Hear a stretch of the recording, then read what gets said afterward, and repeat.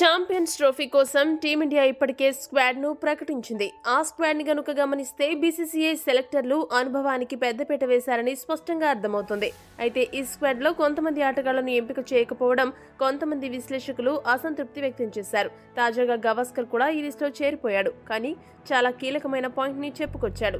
గవాస్కర్ ఏమన్నాడంటే, champions trophy కోసం team India squad ను గమనిస్తే అనుభవం ఉన్న వారికి అవకాశాలు ఇచ్చారని అర్థమవుతోంది. అంత పెద్ద టోర్నీలో ఒత్తిడిని అధిగమించాలంటే అనుభవం లేని ఆటగాళ్లు సరిపోరని బీసీసీఐ భావించినట్లుంది.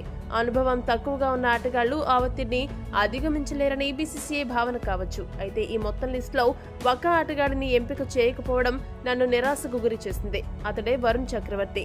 వరుణ్ చక్రవర్తి ఒక మిస్టరీ స్పిన్నర్. అతడి బౌలింగ్ ని ఎదుర్కోవడం చాలా కష్టమని ఇంగ్లాండ్ టీ20 మ్యాచ్లను చూస్తే అర్థమవుతుంది. అతడి బౌలింగ్ ని రీడ్ చేయలేక బ్యాటర్లు బాగా ఇబ్బంది పడుతున్నారు. అతడు మంచి ఎకానమీతో బౌలింగ్ చేయడమే కాకుండా వికెట్లు కూడా బాగా పడగొడుతున్నాడు.